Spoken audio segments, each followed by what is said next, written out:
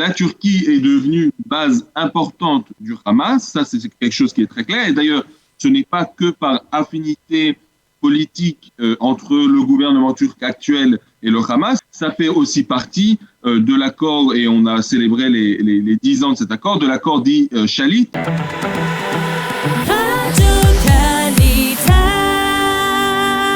Rémi Daniel, bonjour, Boker Tov. Bonjour, Bokero. Merci d'être avec nous ce matin. Nous le savons, vous êtes un spécialiste de la Turquie. On aurait besoin de votre éclairage pour nous expliquer ce qui s'est passé hier. Cette arrestation d'une quinzaine d'étudiants alors on ne sait pas si ce sont des étudiants turcs ou pas, qui sont soupçonnés par les autorités turques d'appartenir à un réseau du Mossad israélien.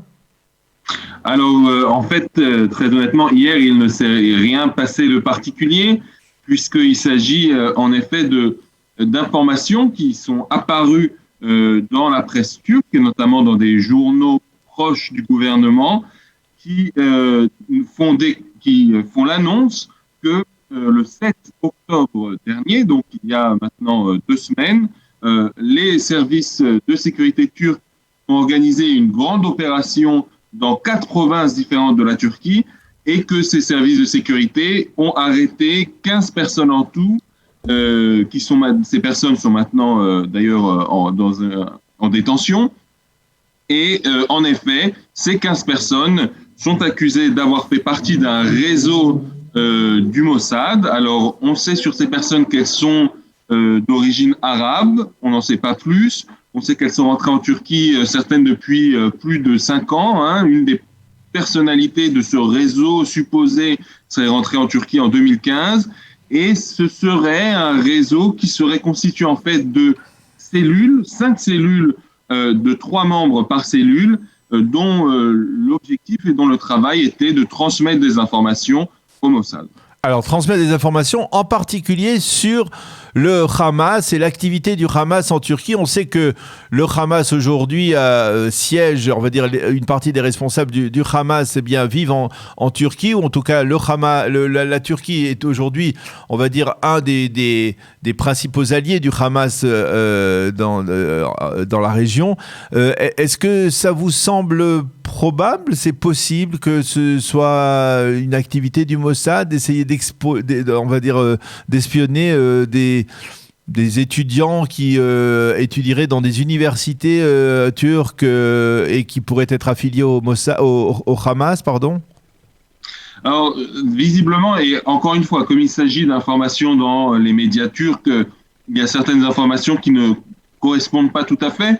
Mais ce qu'on sait en effet, c'est une des hypothèses, c'est que ces agents supposés du Mossad auraient transmis des informations sur des étudiants ou palestiniens ou syriens dans les universités turques. Et oui, c'est plausible dans la mesure où la Turquie, à cause de son positionnement géographique, aussi à cause de la qualité de son système d'éducation, attire des étudiants de tous les pays environnants. Ensuite, la deuxième hypothèse, c'est l'hypothèse que vous évoquez, et là aussi, elle est plausible. La Turquie est devenue une base importante du Hamas, ça c'est quelque chose qui est très clair, et d'ailleurs, ce n'est pas que par affinité politique entre le gouvernement turc actuel et le Hamas, affinité qui existe, ça fait aussi partie de l'accord, et on a célébré les 10 ans de cet accord, de l'accord dit Shalit, puisque dans cet accord, le gouvernement israélien de Benjamin Netanyahou avait accepté qu'un certain nombre de terroristes libérés pour libérer le soldat Shalit aillent s'installer en Turquie, et depuis, le Hamas, les terroristes du Hamas ont installé en Turquie une base arrière qui est extrêmement importante pour Israël. Alors, est-ce que il peut se cacher, vous qui connaissez bien, on va dire, la manière de travailler des Turcs, est-ce qu'il peut se cacher derrière cette information qui, vous le disiez, a été très bien répercutée dans la presse et dans les médias turcs? Est-ce qu'il peut se cacher quelque chose d'autre? Est-ce qu'il peut se cacher une volonté peut-être de la part des Turcs d'essayer de susciter, on va dire, une sorte d'avertissement en direction d'Israël, une volonté. On sait que ces derniers temps, la Turquie a quelque peu modifié sa relation avec l'État d'Israël. Erdogan est moins virulent qu'il ne l'avait été. On a le sentiment qu'il y a une forme de tentative de campagne de séduction de la part des Turcs en direction d'Israël. Le coup de téléphone du président turc au président Herzog. Est-ce qu'il y a quelque chose qui peut se cacher derrière cela ?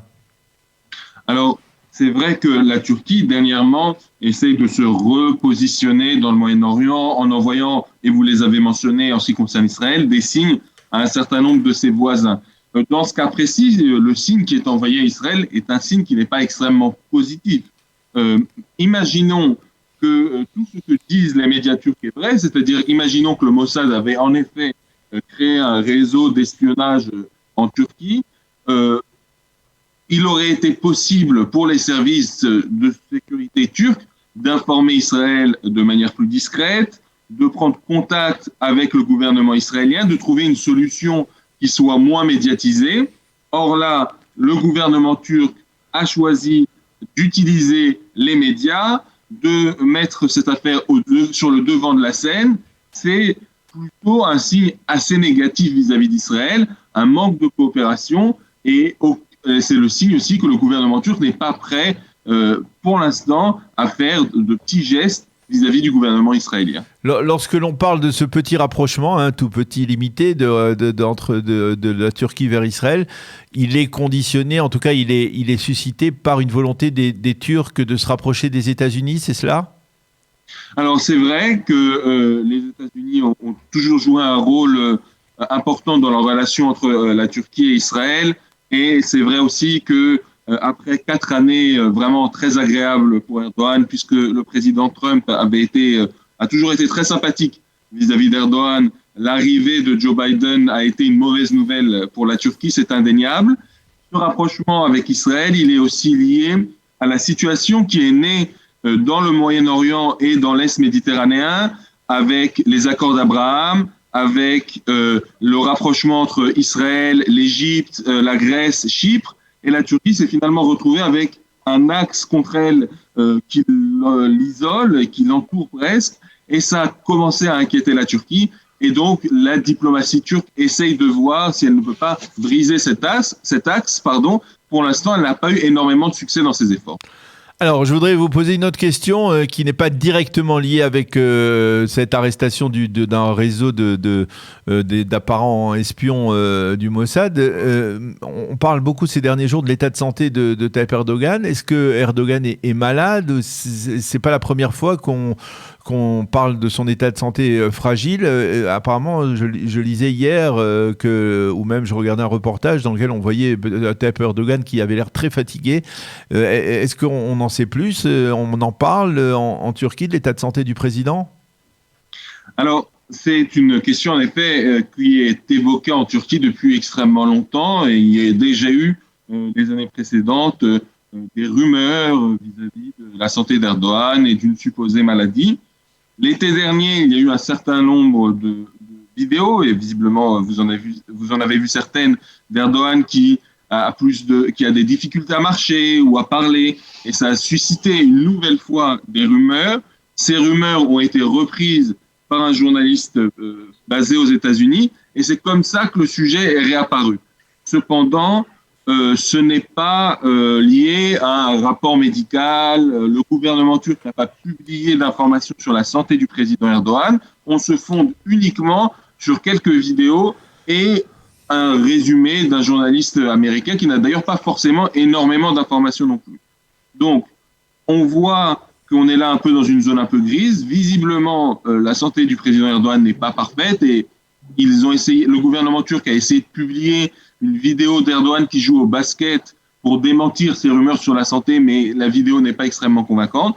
Par contre, au-delà de ces vidéos, personne n'a des informations. Le gouvernement turc ne communique pas sur ce sujet. Et encore une fois, ce sont des rumeurs qu'on connaît depuis plusieurs années, donc il faut prendre... Donc rien de nouveau. Considérer que ces vidéos sont vraies, mais prendre une certaine distance par rapport à elles.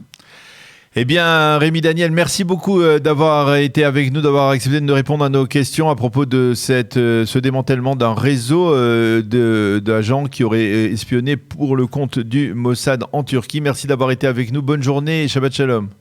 Merci à vous, Shabbat Shalom.